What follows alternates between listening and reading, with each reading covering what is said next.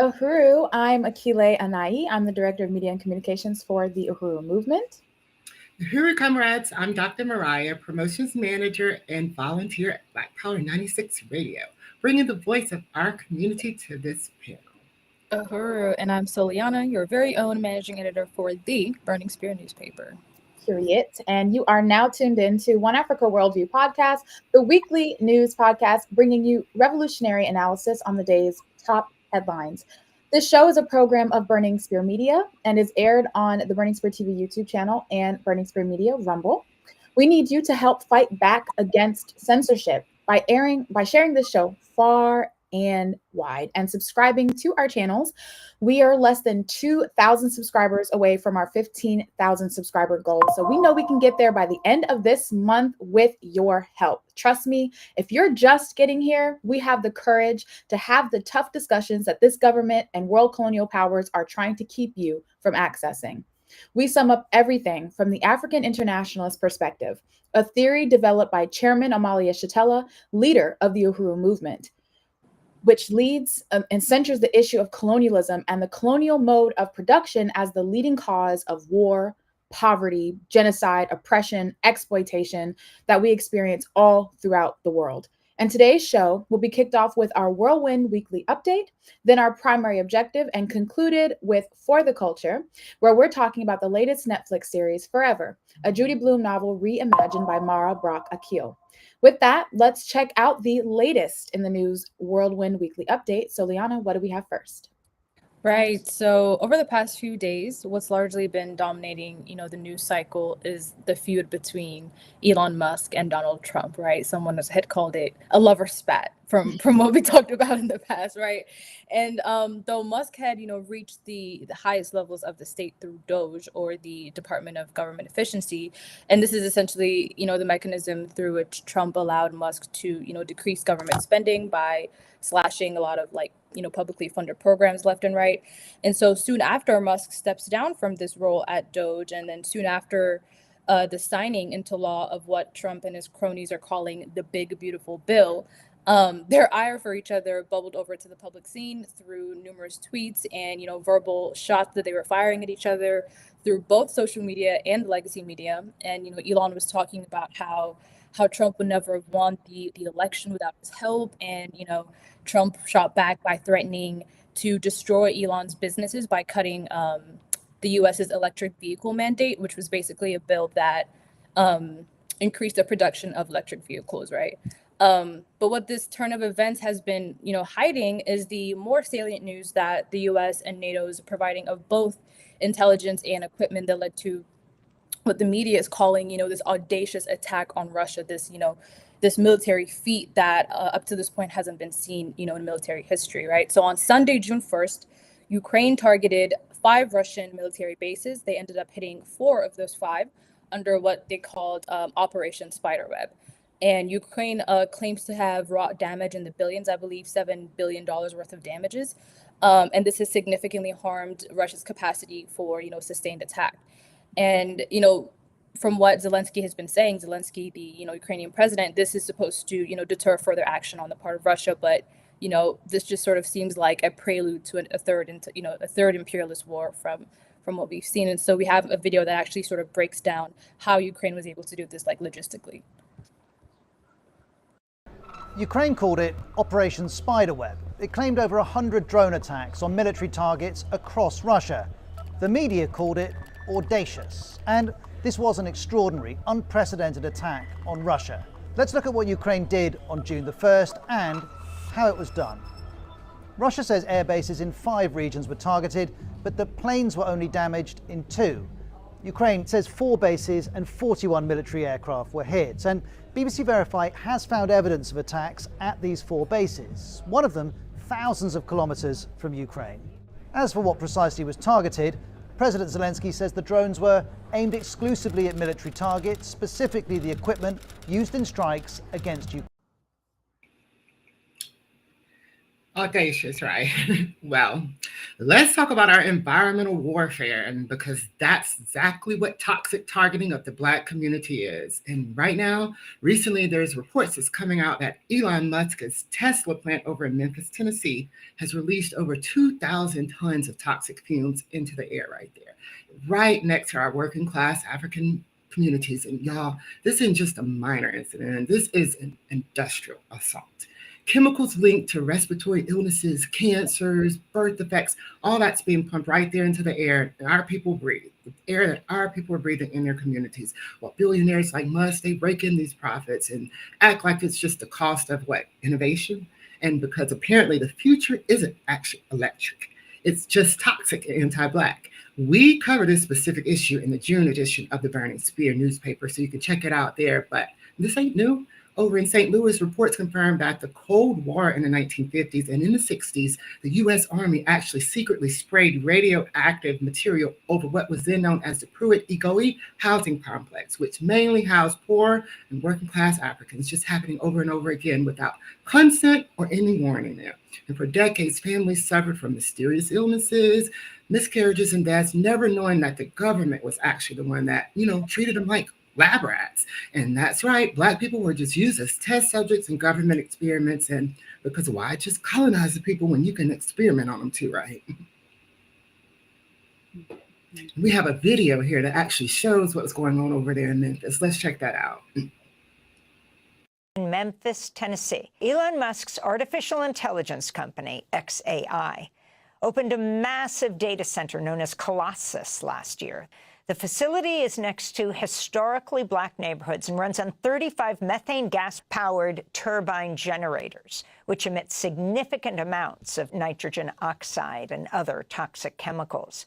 Elon Musk is polluting the air of Tennesseans. He is continuing and perpetuating environmental racism and environmental degradation in our community. This project is an application for 15 gas turbines, but we know today that they have 35 turbines. And yesterday, a report showed 33 of those in operation, despite the fact that the mayor of Memphis said only 15 of them were being used because that's what xAI had told him. They are liars. They are abusing our community and they're exploiting us. And it's having horrible ramifications. 17.2 tons of formaldehyde being sprayed into our air because of these gas turbines. Over 130 tons of nitrogen oxide, making them a larger polluter than the Memphis International Airport is happening right now in our community. And elected officials and appointed officials have a responsibility to the people who they were elected and appointed to serve, not to the billionaires and the oligarchs who are misusing and abusing their authority to hurt our community. Right. And, there's so much more attacks on African people's, environment and, in more health and environment related news. On Friday, June 6th, the CDC reported that eggs distributed by August Egg Company may be, contaminated with salmonella and maybe making people sick across, various states in the U.S.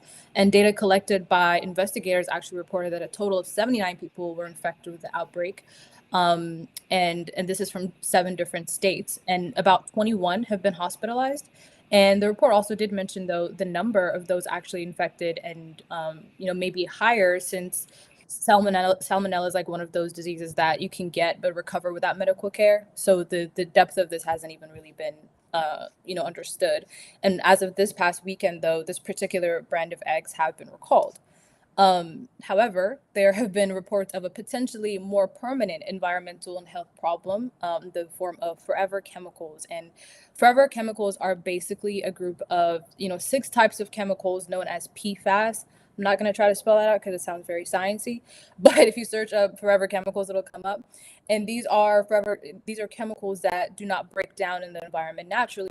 And these chemicals come out in factories' wastewater. And although this wastewater is, treated before actually, being put back into the natural water supply, apparently this treatment is not able to remove these particular chemicals.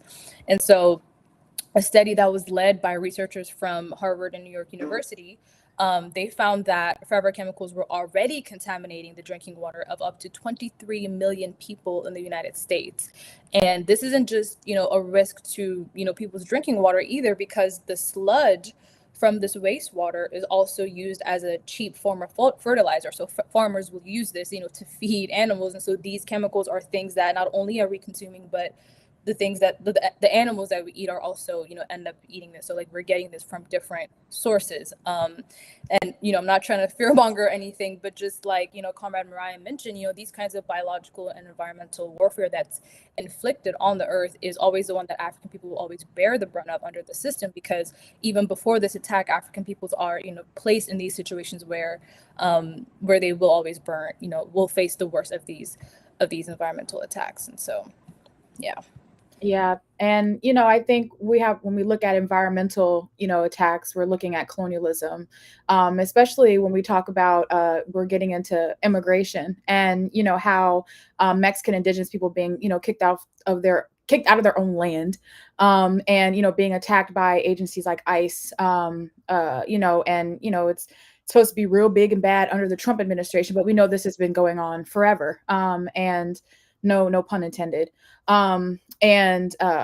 With in terms of like those who are doing the farming, producing all of the, the food, the fruits, the vegetables, and, like just being able to, like really exploit and oppress, those forces who ordinarily are the ones who are producing all of this food for the US to get fat off of. But also they've just like the whole colonial capitalist economy has removed us so far from, the actual production aspect of, growing your own food and raising your own livestock and things like that. So now you have this mass produced, mass distributed, stuff. And anyway, and I wanted to just segue into right now what we see happening in Los Angeles, which, has erupted in protests. It's, we're looking at an uprising, and what sparked it? ICE raids, mass detentions, and the inhumane treatment of migrants right here on Indigenous soil.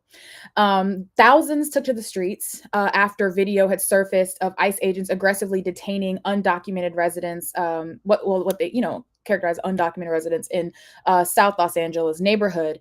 And what started as what ICE would characterize as a routine operation, if there is such a thing, that quickly escalated into a full-blown standoff between federal agents and the people. Protesters flooded city blocks, chanting "No human being is illegal" and "Abolish ICE," while helicopters cried overhead and riot police descended in like it was a war zone. And the police deployed tear gas and pepper spray at the protesters, attacking the people, which we see quite frequently. And it's quite possible that agent provocateurs were actually mixed in on the side of protesters as a way for the state to justify escalated violence against the people. And in response, US President Donald Trump called for the deployment of at least 2,000 National Guard troops into California, to which the governor of California criticized this move and said, that it wasn't necessary and that it inflamed tension. So it's making, the situation worse. But again, it's clear that the US government initiated this uprising because they always say that, we're rising up, we're rioting, et cetera, and it's all unprovoked, but really who started a riot? It was US government. It was the ICE raids. It was, the police there that's throwing tear gas canisters at people. That's what's caused, that's what's, created the uproar. And so again, they initiated this, and again, first through the relentless raids and the detainment of Indigenous/Mexican people, as well as African people, and further through violently attacking protesters. And we know under the First Amendment in this country, protesting is supposed to be a form of freedom of speech, right? But we see these kinds of things being more aggressively attacked every single day. And we must understand that immigration law is illegitimate. It doesn't address the European colonizers who call themselves Americans or Canadians or Israelis or South Africans and so on. What are they called? And the colonial state is working to protect the colonial borders that they created from those that are fighting to take back their land, and for like Africans who are in the US, and for those Africans coming from, various places throughout the world are coming for their resources, because the resources are here. So ICE is just the modern day overseer, and their raids are a tool of terror, especially in Black and Brown communities. And that's what's really important to understand about all of this. And we actually want to play a video from our comrades of the Mexican Liberation Organization, for which the African People's Socialist Party, the Uhuru movement, has had a fraternal relationship with for more than almost going on 4 decades now, Unión del Barrio. So let's go ahead and play that clip. Unión del Barrio salutes the brave people of Paramount, Compton, and Los because it's cutting off Carmen Adriana Yasso, so I want to make sure that we actually get to see that clip. So why don't we actually just go into some discussion? I'm going to get that video pulled up properly so that we can see Adriana's beautiful face giving this really important message. Yeah, no, thank you for summing that up. And yeah, I do agree with having that, because as soon as I saw the face cut off, I was like, oh no. So good call. But yeah, I mean, I really appreciate you making that connection of, like, again, how, you know, ICE is, you know, the arm of the state, and the state is, and ICE is this modern day overseer, you know, just in the same way that, you know, the police are also, you know, the slave catchers of today, right? Like, these are arms of the state to make sure that, you know, when colonized people dare rise up. And I was so impressed by, like, a lot of the things that people were saying in the LA riots too, because they were, you know, saying, like, no one's indigenous. I mean, no one's, you know, illegal on indigenous, on stolen land. And that in itself is a recognition of, you know, this whole system and what the basis of this, you know, state is. And I feel like that is such a clear understanding of, like, what ICE represents and what the people are resisting against, right? This isn't just a resistance against ICE breaking up their protest, but what it means.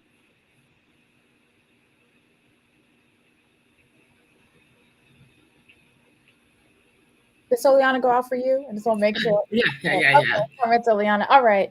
But just want to unite with what's being stated. And I have that video of Comrade Adriana. So why don't we go there? Hopefully Comrade Solyana can rejoin us out of the static internet situation. So let's go ahead and check out that video. This is Comrade Adriana Yasso with Unión del Barrio.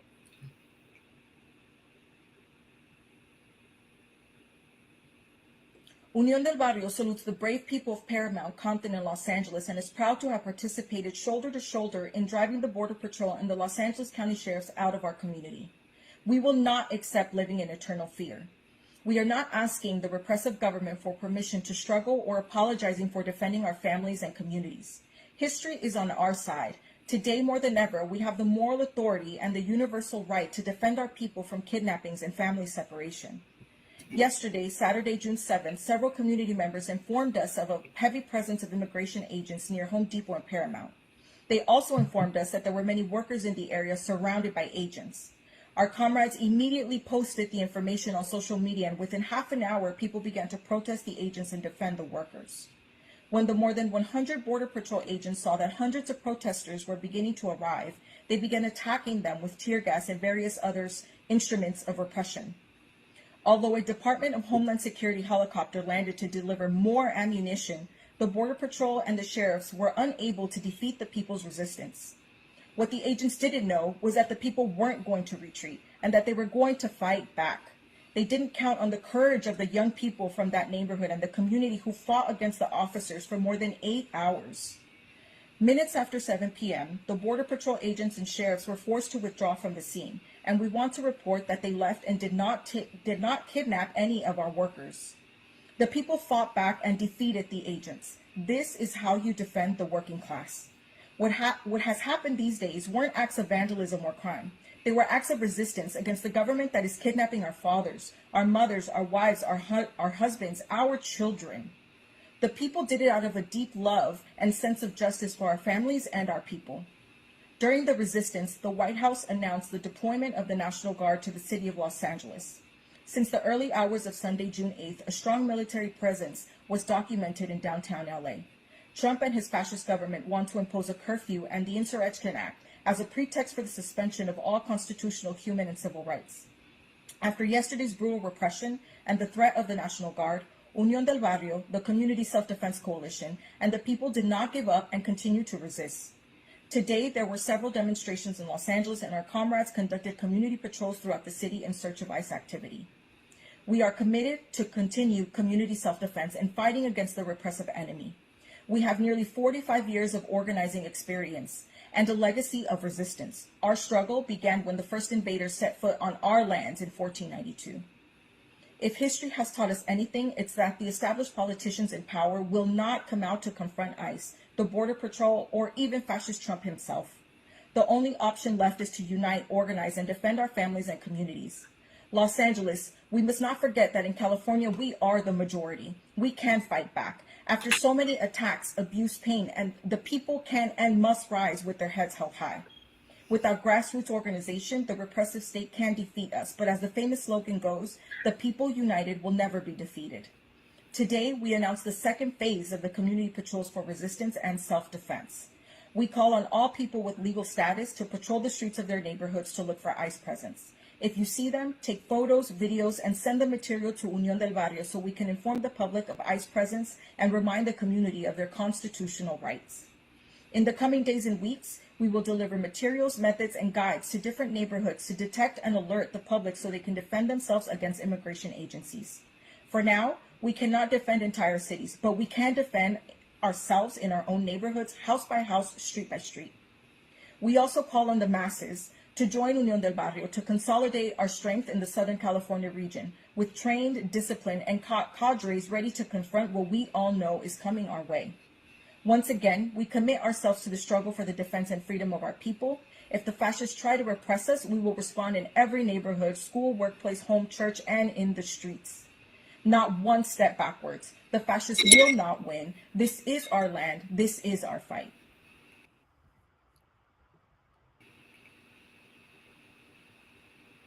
Uhuru. Uhuru. As I'm watching this video, I'm sitting there and I'm like, that is not Comrade Adriana. So I want to be so subcritical. That's Comrade Desiree. That's Desiree Gaetan of Unión del Barrio. Really want to salute comrades in Unión del Barrio who have been, organizing against the ICE raids, against, this just a different form of colonial assault against the indigenous Mexican people right there in California and, throughout all of, occupied Mexico. So, and of course, as the Uhuru movement, African People's Socialist Party, we stand shoulder to shoulder with our comrades there. So, Uhuru. Yes, I'm sorry. I just want to say, I'm just watching that and just all of this is going on right now. LA is burning with resistance. Yes. And that is what it is. And the media, they're scrambling to frame it as riot, violence, all this stuff that we always hear. And they're just I've seen where they're showing old footage to where it's, burning police cars, looting, all that stuff. And it's not even from this. It's not even from this event. Some of the stuff is not even in LA. And they're still just trying to create this whole violence narrative. And I really think it's important to actually point out that what we're actually seeing is not just random chaos or anything like that happening, any violence. This is what you call rage.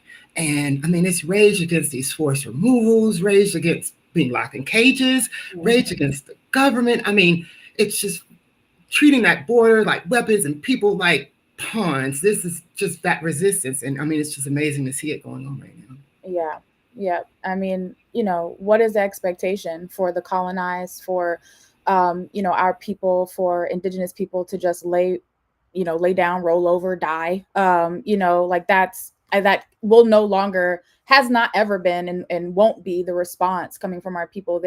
We talked about, I think in every episode now, this uneasy equilibrium and, where we have this dynamic of the colonized fighting back against the colonizer, and that is disrupting everything that the colonizer knows about themselves and about the world that they've been able to construct and benefit off of, on the backs of the rest of us. So that's all coming undone. Even and I think that's really important to be able to see this kind of resistance, because as we talk about and report on these things, these assaults happening on our community, but the future is positive. Like for colonized people, it is positive. And the colonizer is the one who is desperate. That's why there's this crackdown. That's why there is this, like foaming at the mouth, it seems, need to, push indigenous people off their own land, and, and to, to get people to stay united with what's happening in Palestine, and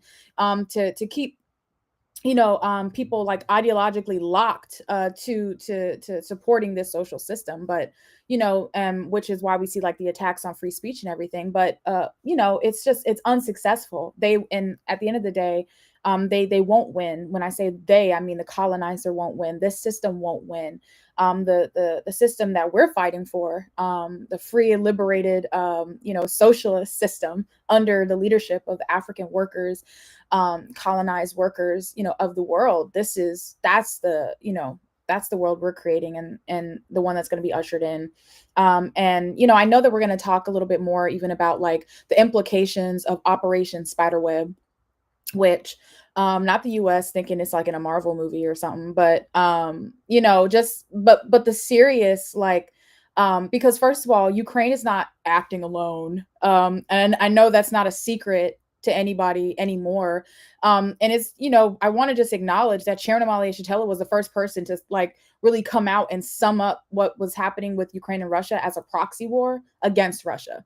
That this is something like over 100-year war that the U.S. has been making against Russia to keep Russia out of the to be able to assume a place as a contending power against the U.S. And so Ukraine, and we know that there were the coups in Ukraine just prior to the official like war between Russia and Ukraine that established like this puppet regime inside of Ukraine that allowed Ukraine to just be this puppet hold for the US and NATO.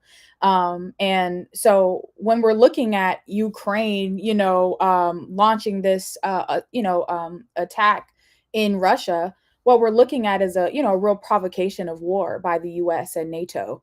So that has real serious implications, and we'll talk a little bit more about that. But I just wanted to mention that. And I could go on, but I'll let somebody else talk because I got something else.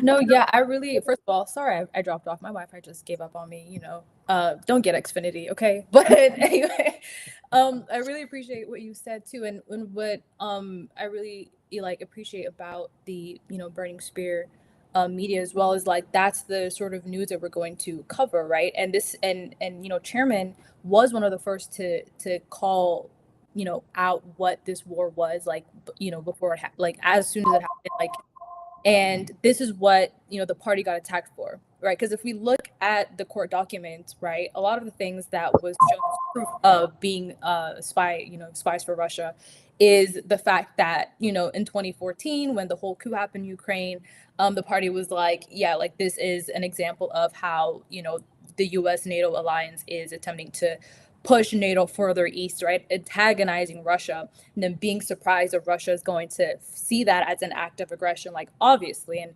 like one way to sort of think about it too is like imagine if Russia was like, you know what, let's talk to Mexico real quick and let's add them to, I don't know, an alliance, a military alliance with me and with, I don't know, China. I mean, the US will literally blow stuff up.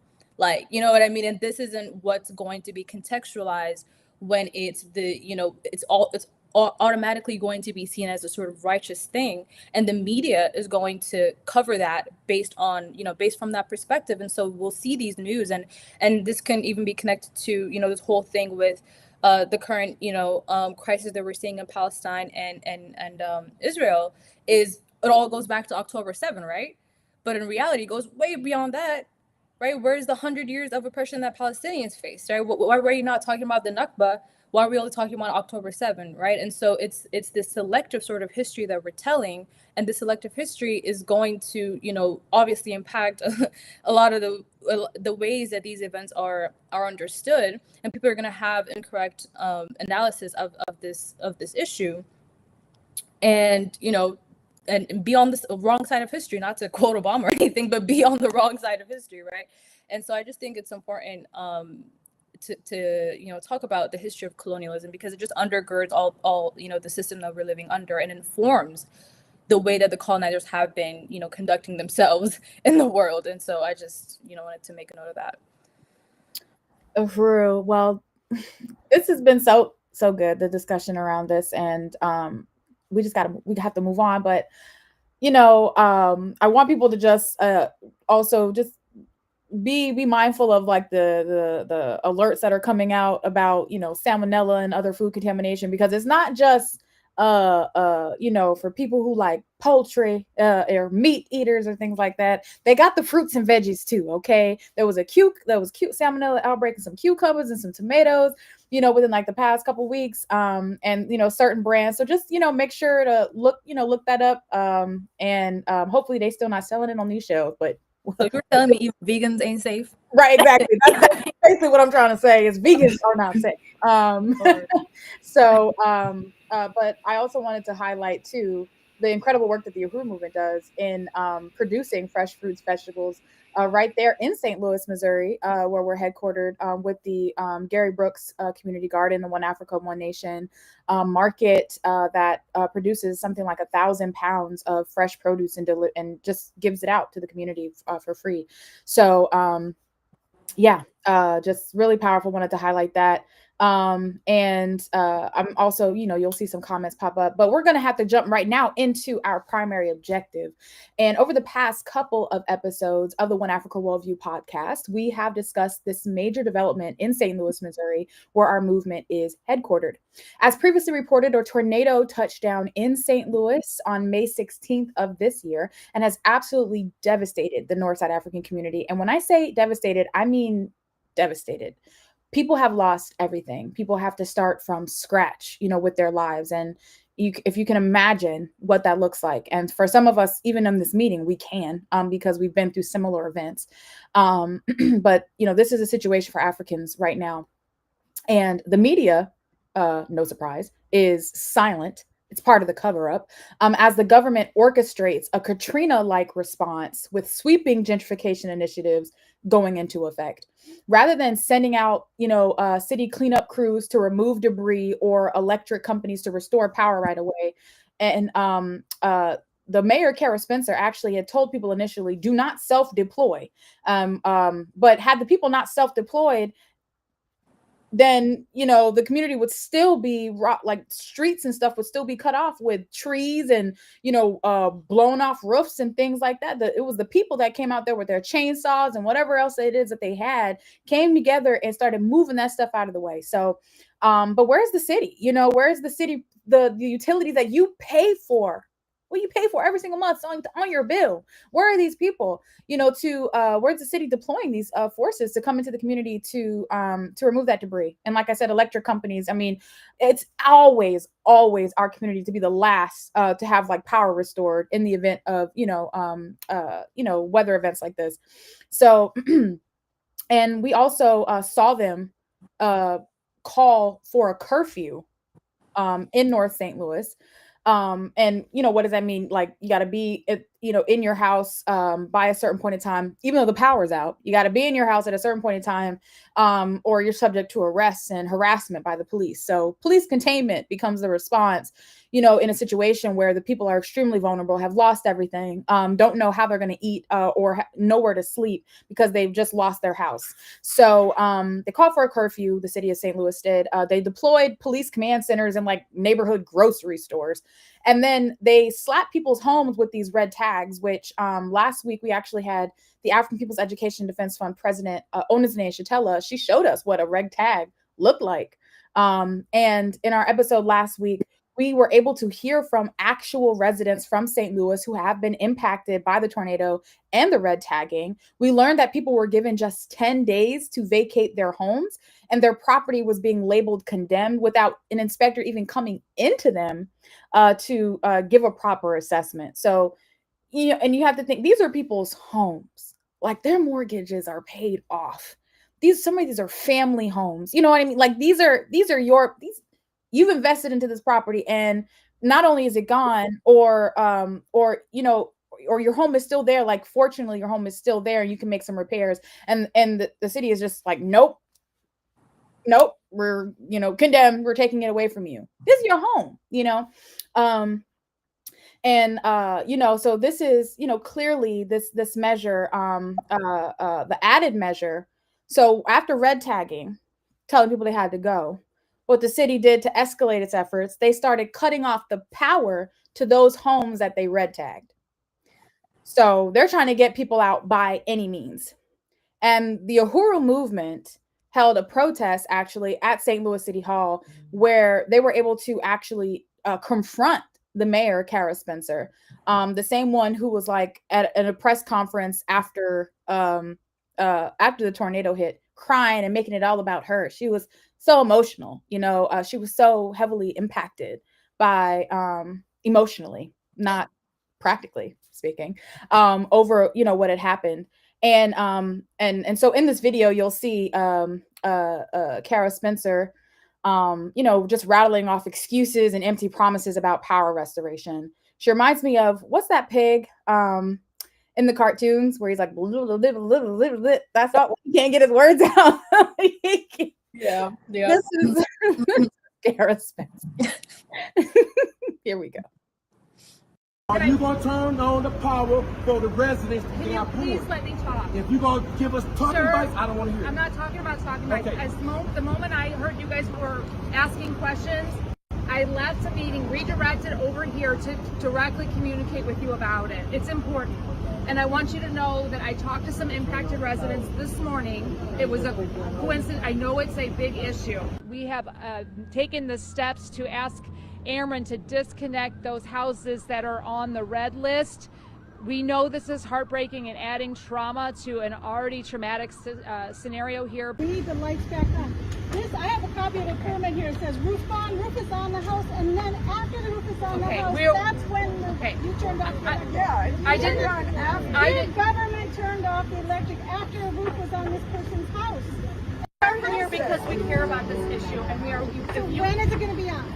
I don't know. People who did stabilize their building, like people who did get red tags, so they stabilized their building all because they put a roof on. Yes. When are the inspectors going to sit back out? You're right. You're right. So this is exactly what we've asked the building division to prioritize today, and we will have a process in the coming hours to make sure that people who are doing that structural work or need the reassessment have the path. It wasn't established. They were doing the structural work when the time I understand, and that's why we're put on the house. So why they put it on the house? I don't know that specific answer, but my point is that we are working to rectify it immediately. I know, but the thing is that look, we are not perfect. I want to say this. I live in Mount Pleasant, and this thing didn't happen there. Correct. I mean, and I saw damaged houses. Yes. But this kind of contradiction is only in the most impoverished vulnerable neighborhood. In this way, in the same way.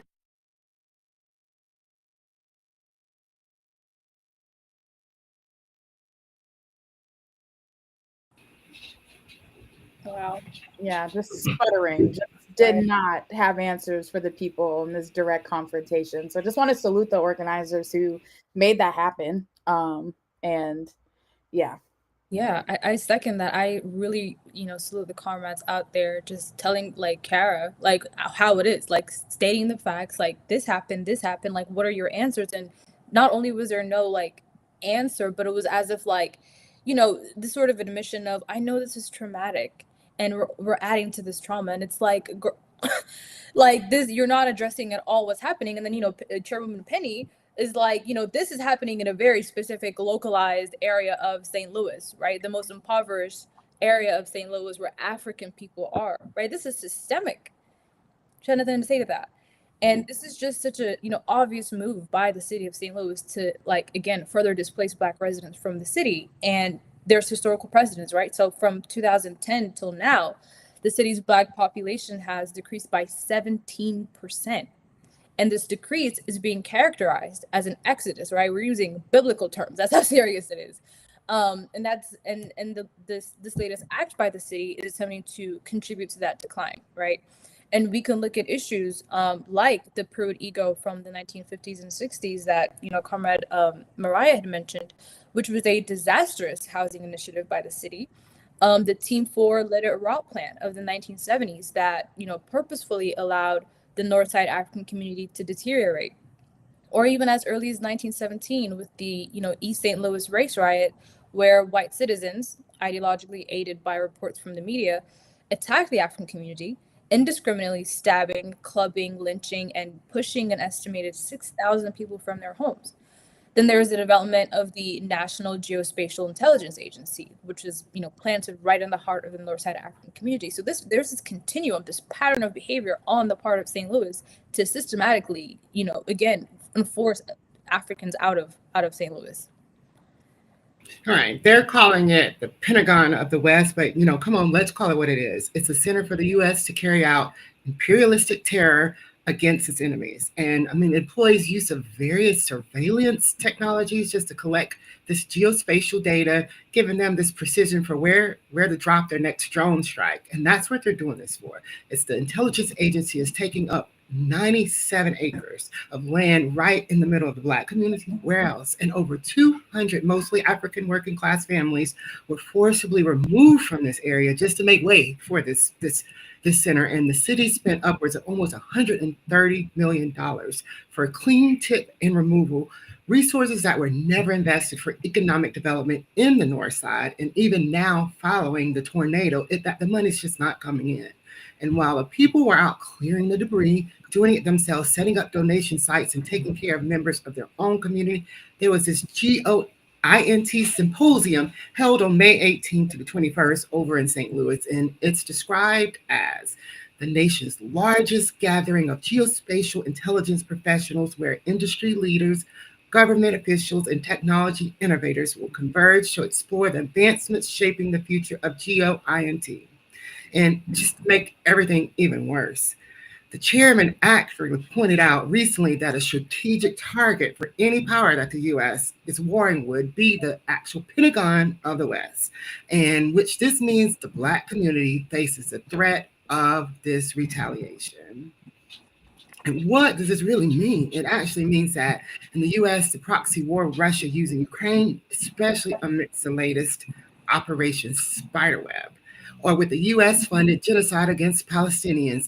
This is just another reason why when we think international affairs having nothing to do with us, we ought to think again. Absolutely. That's so incredible. You look at this whole history of pushing Africans, and I know this is not like the whole extended history of how St. Louis specifically pushed Black people out of the city. These are just some highlights, but the National Geospatial Intelligence Agency in this recent 97 acres, over 200 families pushed out, $130 million the city was willing to invest to clear the Black community out so they could put this campus right there where the North Side is. And but now they're scratching their heads. They don't know where the money's going to come from to repair Northside St. Louis right now after the tornado. So but this is colonialism. So you can't be shocked by any of these things. And all we can do is organize against them and take matters into our own hands. Clearly, with the city of St. Louis's rap sheet, they are not coming to the rescue of African people. We are. And that's what we have done after the tornado. So speaking of St. Louis, Palestine, and rap sheets, the same mayor who was crying crocodile tears at that press conference following the tornado, appointed this person, Colonel Ben Jonsson, as the chief operating officer for the city of St. Louis a day before the tornado. So, can we just sit in that for just a second? A day before the tornado, perhaps this was like nature's response to this. We get new agey spiritualists out here. Yes. It was an omen. Is what it was. So I want to just look at who Colonel Ben Jonsson is. Let's just take a moment to look at him, right? So he was in the Air Force for more than 25 years. He led the quote-unquote crisis leadership during the current Gaza-Israel conflict, right? No, genocide against Palestinians, commanded Air Force bases in Florida, and, quote, led and flew worldwide combat missions and provided installation support to headquarters, U.S. Central Command. So that's just a little teeny weeny bit about this person, Colonel Ben Jonsson, appointed by Mayor Kara Spencer, who don't know how the people get their lights back on. And he's bringing his expertise in genocide to the city of St. Louis. He's bringing the year's worth of the service of displacement of Palestinians to displace Black people from the city of St. Louis. So, you know, that's his legacy. That's what he's bringing to the table. He's an expert at it. So the political organizing work that we've been doing, though, through organizations like the International People's Democratic Uhuru Movement, you heard the voice there that Kara Spencer kept interrupting in that video, Comrade Westbrook. He's the president of Impedum, the St. Louis local branch president. That's Comrade Westbrook. And then, of course, the Black Power Blueprint projects, led by APDF President Onizane Shatella. This has been, this work has been critical in changing the tides of colonial gentrification. Whereas like the Let It Rot plan, devastated Northside St. Louis, the thing that has really revitalized and brought life back to it is the incredible work of the Uhuru movement, the political and economic work that has, been concentrated right there in this neglected part of the city. And so the Uhuru movement has also served as a vehicle in responding to the crisis following the tornado, as we've covered, in the last couple of episodes. And you're able to witness, some of that work that's been happening in last week's episode. And in case you missed it, it's called Episode 4, After the Storm, Help St. Louis Rebuild. And it's available on YouTube, Rumble, and on Apple Podcasts. And you can join the relief efforts by going into St. Louis, if you're not there already, going into St. Louis and connecting with us at 41 of West Florissant Avenue. That's the Uhuru House. Donating all types of living necessities from food, clothes, and sanitary items.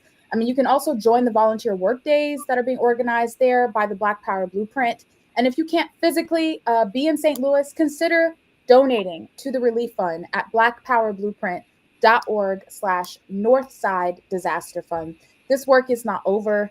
This is extremely critical work.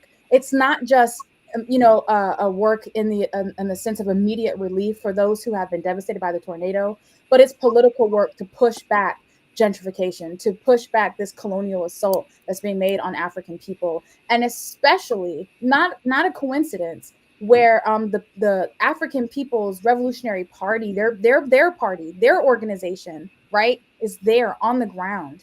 And, trying to make this work happen. And the Uhuru movement has had to go up against the city just to make projects happen in St. Louis. To be able to feed the people, we've had to fight the city, and it's just, this is, in any other world, I'm sure that would be considered crazy. What do you mean I have to fight you to be able to bring fresh food to the community in a food desert, right? So we've been fighting them, and we continue to fight them. This is a political fight.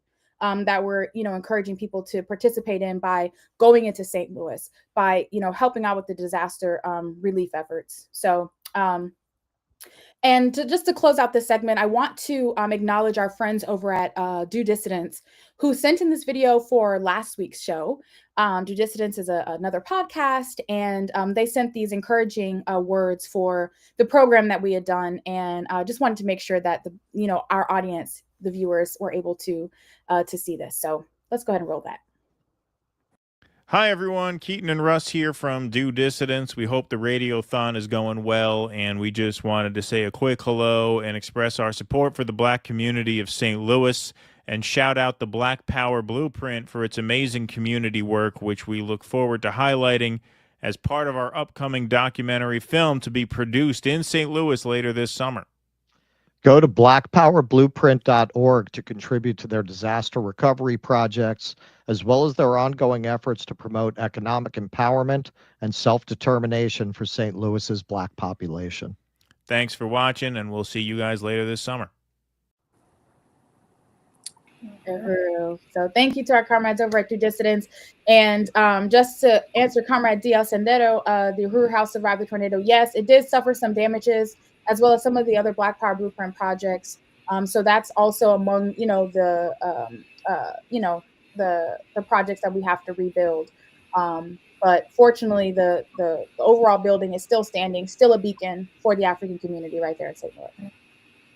All right. So with that, why don't we go ahead into our For the Culture segment? Very excited for this. Comrade Solyana, take us away. Right. So yeah, for our, For the Culture segment, we're going to be talking a little bit about Forever, right? So Forever is a show that is set in Los Angeles in 2018, and it follows two childhood friends.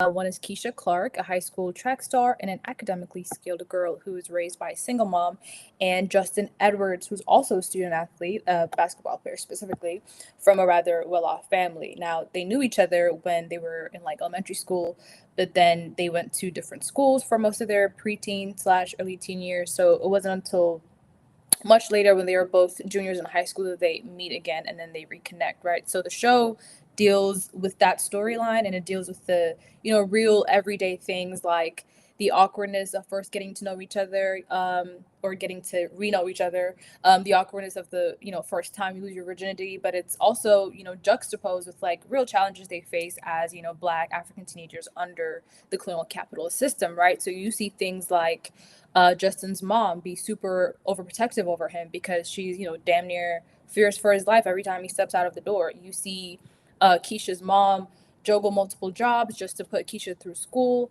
And you also see how, Keisha, as a Black girl, and we see this a lot, in commentary, this sort of over-adultification of young Black girls. But, Keisha has to grow up really fast. And this is, actually one of the main tensions of the show, what makes her grow up really fast. But there's a sex tape of hers that was, leaked at her old high school. And, she carries the secret with her. And, she feels like she has to protect her mom from it and the people around her from it as well, because, there's this image of Keisha that her mom sort of looks up to, and she just does not want to, tarnish that image for her mom. And so she just, carries this weight with her throughout this show. And that's one of the main sort of actually plot points that, pushes the story forward. So the show, basically follows the, trials and tribulations of a high school romance, but it's a more slow burn way. So it takes us through, the first kiss, the first heartbreak, things like college applications, talks about consent and mental health and just sort of everything else that comes with, teen angst and trying to figure out yourself, while also, developing these very real, raw, and sort of, once in a lifetime sort of emotions that at that point in your life do feel like once in a lifetime, because you sort of don't even have a frame of reference to be like, well, this might not work out, but this is your first time experiencing it. So with that little synopsis, I do want to open it up to my co-hosts, for their hot takes. What did we think of the show? Did we binge it? I know I binged it. Yeah, so let's just talk a little bit about it. What do we think? I'll jump in real quick. I know we're pressed for time here, but I started watching it, but I know I'm gonna love it. I'm in love with anything Black love. I love it. So just seeing that on the screen and just knowing that this story was a colonial creative that has been retold and modernized, it shows you the influence that Black culture has on just entertainment now alone. That is definitely something that I'm excited about. Yeah, I really appreciate that synopsis, Carmen Solyana. And if I could rate the show, I would give it a 8 out of 10 for sure. Definitely binge-worthy. It's not like an explicitly political show, but there are criticisms of different iterations of colonialism. But it's not like Sinners, where it's trying to make, some kind of statement or, something like that. So it really is just kind of what you are able to really draw from it, and sum up just about the overall experience, and the dynamic between the African working class, the petty bourgeoisie, how the petty bourgeois aspirations and everything, end up becoming, the direction that both characters end up, heading towards, and that the African working class mother and the petty bourgeois mother all, both pushing their children towards. But what I really appreciated about the show is the way it tapped into some kind of nostalgic feeling because it does. I mean, it does. I think it does a really good job of like tapping into, like you said, those raw, emotions. And you can just recall a time like, damn, wow. Like your story might not be exactly like that, but you can remember experiencing those emotions. And I also want to just say to the soundtrack, thank you for putting me back into like era of 2017, 2018. Like, ooh, that was a time, okay? Especially musically. So yeah, I definitely think it's worth a watch. Like you'll enjoy it.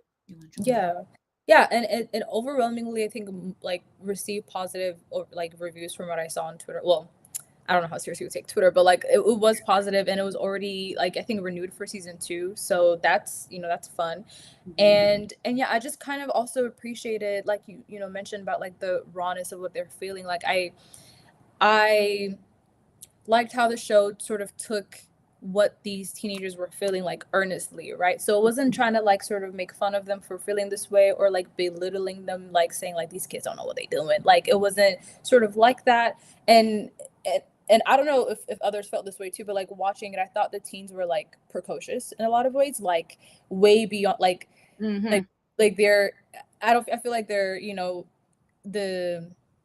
the capacity for like what's it called, empathy they showed each other and understanding, I thought was way beyond their age, right? So like I really thought that once Justin finds out about the whole sex date that he was just gonna stop talking to Katrina. Like, he was like, I don't know if I talk to this girl, like there's this whole other thing, you know what I mean? But no, he was like, he even confronted his mom about it, because his mom was like, you need to stop talking to this girl, like you don't know where she's been, and she's like, you didn't raise me to judge someone off of their past like this. So like he even had to put into perspective for her. Right. And so I really do like how the show also makes this commentary on how even if you are young, you can still, I think young people don't get enough credit for being aware of their surroundings, you know what I mean? And so I just liked that earnestness of the show in that way. But yeah, I'm excited for season 2. I don't know about y'all. Yeah. Oh, yeah, I am. Yeah. So, all right, y'all. Well, that's forever. Available on Netflix or wherever you bootleg it. Okay. But thank you so much, Comrade Solyana, for breaking that down. And before we head over to the wrap up with Comrade Dr. Mariah, I want to salute all of those that make this show possible. Of course, our fabulous hosts, and we miss you, Janaba. We miss you. Safe travels. Yes, safe travels. We also want to just appreciate our prep and our prep team and our engineers, our headline writers over with the Burning Spear Media News Department, our video editors, post-production crew. Without you, this show isn't possible. So, and also all of our viewers, of course, we appreciate you, and thank you for taking a moment to like and subscribe and get us closer to that 15,000 subscriber goal. So, all right, Dr. Mariah. All right, on Wednesday, June 11th at 6:30 p.m. Central Time, join the African People's Solidarity Committee, the white solidarity organization under the leadership of the African People's Socialist Party, for a study on the basics of African internationalism. Learn why it's in white people's interest to become African internationalists. This study will be held in person at the Uhuru Solidarity Center at 2654 Gravois Avenue in St. Louis, Missouri, and on Zoom. RSVP to reserve your spot by visiting apscu.uhuru.org/study. That's apscu.uhuru.org/study. And out in the West Coast in San Diego, California, the International People's Democratic Uhuru Movement and the African National Women's Organization are holding a Rhythms of Resistance open mic night at the Mental Bar Coffee Shop at 6325 Imperial Avenue on June 13th. Join NPDM and Annual as they uplift the voices of African people in a space filled with rhythm, resistance, and radical joy with featured artists and local laureate Sylvia Talafaro. And if you're in the Philly area this weekend, join the northern region of the African People's Socialist Party on Saturday, June 14th for the One Africa, One Nation Uhuru Flea Market at Clark Park on 43rd and Chester Avenue from 9 a.m. to 5 p.m. Shop among vendors providing handmade rugs, natural body products, handmade jewelry, home decor, art, vintage clothing and goods, great food, and more. You can follow us over at Instagram at Uhuru Flea Markets for more info. That's at Uhuru Flea Markets for more info on that event. and major developments with the case of the Uhuru 3 on Saturday, June 21st at 3 p.m. Eastern. The Hands Off Uhuru Defense Campaign is hosting a webinar with major updates from the Uhuru 3 file appeal. And the Uhuru 3 attorneys will be on this webinar for a report on our precedent-setting appeal filed on June 16th. There will also be reports on the tornado devastation in North St. Louis, the release of Indigenous freedom fighter Leonard Peltier with lead attorney Jennifer Jones and Kalanji Changa of the Leonard Peltier Official Support Committee. Also, a report from the South American Hands Off Uhuru Committee with Powell and Ann, and a report back from the recent Cuba trip with African National Women's Organization President Yejide. Register at handsoffyahoo.org/register. That's handsoffyahoo.org/register. And that's it for what's coming this week. Don't forget to visit theburningspear.com/events. That's theburningspear.com/events calendar to see everything we got going on. Thank you, Dr. Mariah, for our wrap-up announcements, and thank you, everyone, for tuning in. Don't forget to subscribe to our channel and join us again on One Africa Worldview next week at 5 p.m. Eastern Time on the Burning Spear TV YouTube and Burning Spear Media Rumble. Until then, One Africa, One Nation. Uhuru. Uhuru.